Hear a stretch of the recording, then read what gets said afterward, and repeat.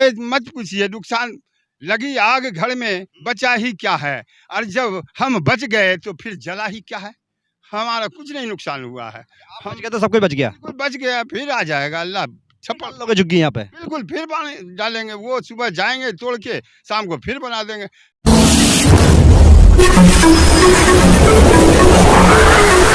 मैं एम नफीस रशीद, आप देख रहे हैं भारत न्यूज़ 247। यमुना खदर में हूँ, यानी कि जो डीडीए के बिल्डोजर ने सफाया किया है, उस सफाई को मैं लगातार दिखाया मैंने। उसमें पहले दिखाया कि हनुमान मंदिर किस तरह से ध्वस्त कर दिया गया।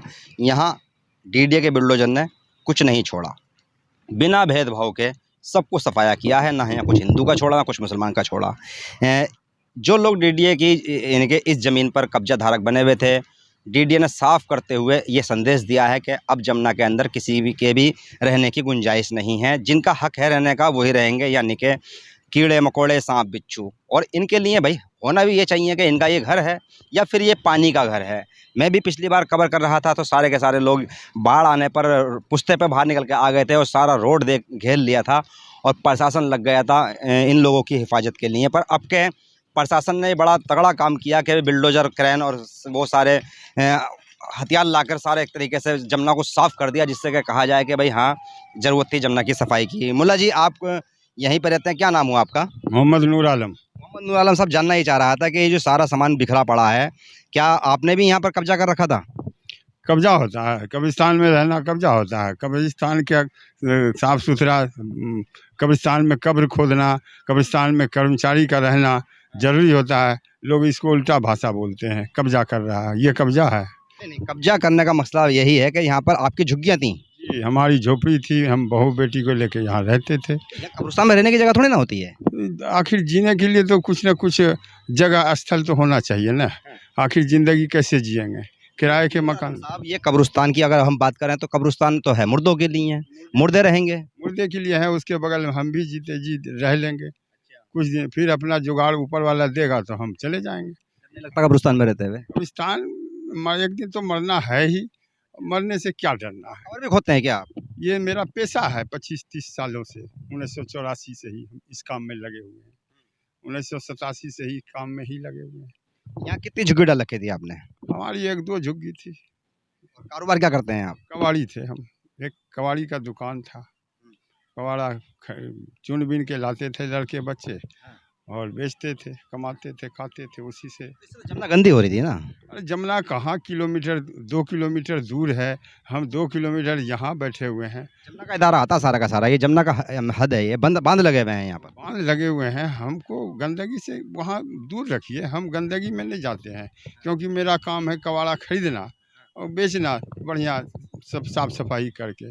गंदगी फैलाना, ये सफाई कर्मचारी के लिए तो हमको रखा ही गया है कब्रिस्तान में, और हम गंदगी फैलाएंगे? किसने रखा आपको यहाँ पर? नहीं, यहाँ के जो कमेटी है वो उनका सहयोग है, उन्होंने हमको फिक्स कर दिया कि हाँ आप उस सब मेरे पास ऐसी कोई जानकारी नहीं है, मैं इस बात पर यानी कि विश्वास नहीं कर सकता हूँ कि आपको रखा गया नहीं रखा गया। इस पर भेदभाव है आपके और मेरे बीचों में।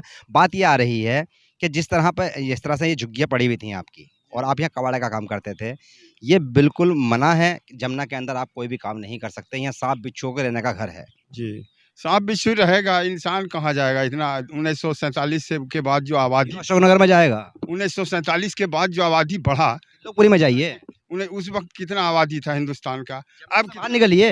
अब कितना आबादी हो गया, परिवार इतना बढ़ रहा है। अब सांप बिच्छू क्या करेगा? जिसको मरना है तो ऐसे भी मरेगा, वैसे भी मरेगा। आपको मारने की नहीं कर रहे हैं, हम बात कह रहे हैं कि ये जगह जो है ना, सांप बिच्छुओं के लिए है, वो रहेंगे, उनका घर है ये। सोच आपका छोटा है। सोच है ये? जी बिल्कुल, प्राकृतिक सोच है मेरा। ये सोच को बदलिए, ये सोच नहीं चलेगा। कान में अगर हाथी को रख दिया जाए और आपको बाहर निकाल दिया जाए, कैसा रहेगा? नहीं, ये बचकाना सोच है, आप बच्चों की तरह बोल रहे हैं। मैं बचाना बोल रहा हूँ। आप सोच को अपने बदलिए, परिवार से नहीं निकलेंगे। अरे जमुना के बगल बगल ही जीना है, मरना है, जमुना से कैसे निकल जाएंगे? ये तो मेरी जिंदगी है, इसी में हमको जीना है। ये क्या कर रहे हैं आप इस पे? कब्जा कहिए या जिंदगी का हिस्सा कहिए, आप कब्जा नहीं कहेंगे तो क्या डीडीए क्यों वैसे उजाड़ देता? ये की भी सोच छोटी है, ओछी है। पूछताछ करना चाहिए, मशविरा लेना चाहिए कि आप कैसे बैठे हैं, किस लिए बैठे हो। लेकिन किसी आईपीएस हैं, बड़े-बड़े पढ़े लिखे लोग डीडीए में बैठे हुए हैं, वो उनको आप क्या कह रहे हैं? बचकानी हरकत कर रहे हैं वो? हाँ बिल्कुल, छोटा दिमाग के आदमी है, अधिकारी? एक तरफ से समेट दिया, उल्ला मुल्ला कुछ भी नहीं समझा, साहब को उजाड़ के रख दिया। अरे भाई हम तो समाज सेवी आया तो आदमी। उनको संविधान देता है, देश का कानून देता है इनको। अरे भाई देश के साथ तो हम चल रहे हैं, समाज का ही काम तो कर रहे हैं, हम किसी से एक पैसा लेते नहीं है, कब्र खोदते हैं। खबर खोदिए और अपने घर जाइए। 55 साल हो गया। खबर खोदिए, अपने घर जाइए, अशोकनगर में रहिए। अरे किराए में रहूं? वाह, काम करे दिए किराए पे। काम करेंगे समाज का और रहेंगे किराए में। ऐसे जिंदगी से बेहतर है कब्र के बगल में हम भी सो लेंगे। अरे ऐसा हम सोच रखते हैं, हम क्यों रहे कब्र खोदने वाले किराए में। हम तो किराया नहीं देते हैं किसी को, हम कब्रिस्तान में ही अब जिए। समस्या क्या आ रही है, मैं थोड़ा ये जानना चाह रहा था कि आपको मैंने जब देखा यहाँ पर तो आप सामान बटोर रहे थे, कितना नुकसान हुआ है आपका? ये मत पूछिए, नुकसान लगी आग घर में बचा ही क्या है, और जब हम बच गए तो फिर जला ही क्या है। हमारा कुछ नहीं नुकसान हुआ है, हम बच गए तो सब कुछ बच गया। बिल्कुल बच गया, फिर आ जाएगा अल्लाह छप्पड़ लोग झुग्गी यहाँ पे। बिल्कुल फिर डालेंगे। वो सुबह जाएंगे तोड़ के, शाम को फिर बना देंगे। हमको झोपड़ी बनाने में लगेगा 1-2 लाख क्या है। पुलिस आ जाएगी। अब पुलिस आ जाएगी, दिन में आएगी। पुलिस को जिम्मेदारी है, कोई झुग्गी नहीं डालने दी जाए। आराम से रहेंगे ना रात भर, पेड़ के नीचे आराम से तो रहेंगे बच्चे, फिर कमाएंगे खाएंगे प्लॉट लेकर जाओगे नहीं यहाँ से? नहीं, ये तो जिंदगी का मेरा हिस्सा बन गया। हम तो यहाँ से मरने के बाद भी, मरने के पहले भी जम गए यहाँ पर। कब्र खोदने के पैसे लिया करो और किराया दे दिया करो पैसों से। इससे क्या पेट भरने वाला है? किसी से 500 200 150 कोई दिया नहीं दिया, वो भी हाथ खड़ा कर दिया, और अपने पास से भी लगा दिया 2000 1000 100 रुपये। अरे कोरोना का हालात देखिए कैसे, मुर्दा छोड़ के भाग जाते थे। अरे आपका भी ऐसे हुआ होगा भाई बंधु, वो कब्रिस्तान में ही छोड़ के भाग जाते थे। अरे ऐसे वक्त में, ऐसे हालात में नूर आलम ही आगे जाता था और अपना तन मन धन लगाए रहता था। आज आपको यहाँ से हटाया जा रहा है। अरे हटा दिया, हटाया क्या जा रहा है? हटा दिया। और सुना नहीं, कुछ नहीं सुना, एकदम उधर से बुलडोजर लेके आया और एकदम चटनी बना दिया। मतलब कुछ पूछताछ कुछ नहीं कहा कि समाज से भी आदमी है, नोटिस नहीं को कुछ नहीं। रियायत किया जाए, नोटिस फोकस कुछ भी किया जाए, कोई पूछताछ नहीं।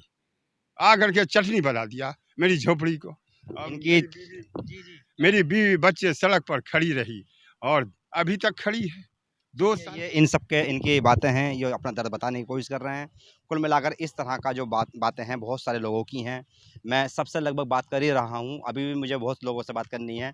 अब वैसे यहाँ से बहुत लोग जा चुके हैं, ना मालूम कहाँ जा चुके हैं, कहीं किराए पे पहुँच गए हैं या अपने गाँव पहुँच गए हैं। बहुत से लोगों ने कहा था कि हम अपना सामान लेके गाँव चले जाएंगे, हम यहाँ नहीं रहेंगे।